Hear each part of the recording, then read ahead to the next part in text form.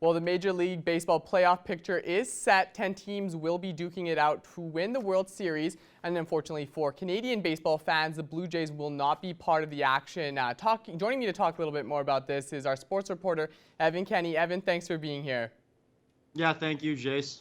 Now, so we'll get right into it. Obviously, the Jays missed the postseason going into this. They are missing it by just one game. They're trailing some divisional rivals, New York and Boston. While they didn't get the result they hoped for this season, was it a total loss? No, Jace, definitely wasn't a total loss. You know, a 91 win season for the Toronto Blue Jays.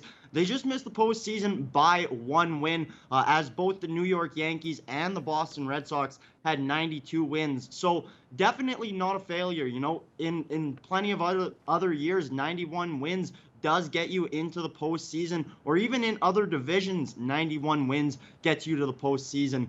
Even Jace, you know, looking at an individual aspect throughout this team, there was tons of success. You know, Vladimir Guerrero Jr. set a new record for most home runs by a player who's 22 years old. You know, breaking records from MLB legends like Joe DiMaggio. You know, a guy in Marcus Semien set a record for most home runs by a second baseman in MLB history. So there's definitely some bright spots, and definitely was not a failure of a season, Jace. So sticking with the Blue Jays now, obviously this is still a young team, but going into this offseason, how is it going to impact the core of the team? Yeah, Jace, like you said, it's a young team. You know, this extra off season, it'll just improve this team. Like I said, Vladimir Guerrero Jr., who is their best player, is just 22 years old. There's still plenty of time for him to develop and possibly get even better. You know, even guys, Bo Bichette's a young player. Kevin Biggio, that's a guy who, you know, could really improve over an off season. As well, Jace, you know, last year was a shortened season. So these guys haven't even played, you know, 3 full seasons yet in the MLB. So just that extra time will definitely help them. It will be interesting to see how the team does after free agency. A guy that I already mentioned, Marcus Semien, he will be a free agent coming up. He has said that he does want to come back to the Blue Jays. However, you know, he is going to be looking to sign a big ticket after setting that record. As well, Blue Jays ace pitcher Robbie Ray is also up for free agency. So this will be interesting, you know, to see how that impacts the team. But with the group that they currently have, the offseason will do nothing except for help this core. So now let's shift focus over to the postseason that we have in front of us. Wild card matchups are starting on Tuesday. I think New York is playing Boston. So can we kind of go through who do you like in those games?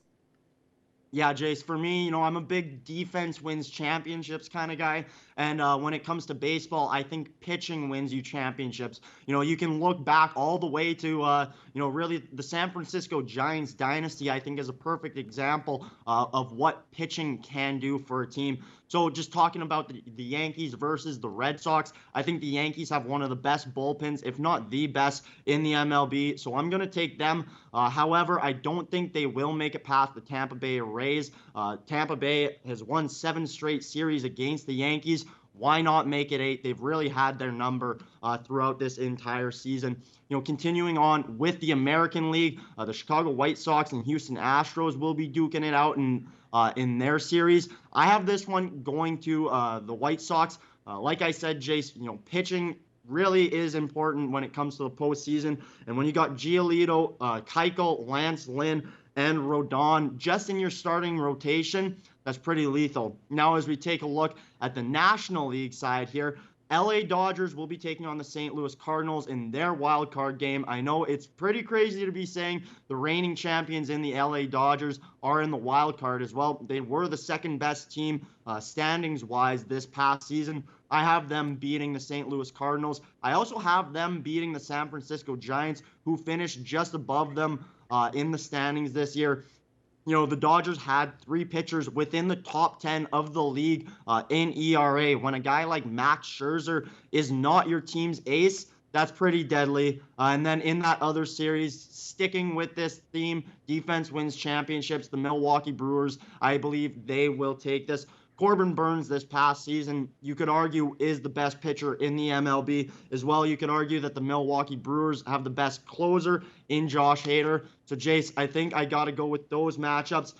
In the end, I think I'm going to say the Chicago White Sox make it out of the American League, and I'm going to go with the LA Dodgers coming out of the National League, Jace.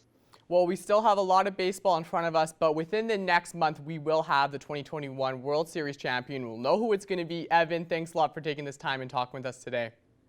Yeah, thank you, Jace.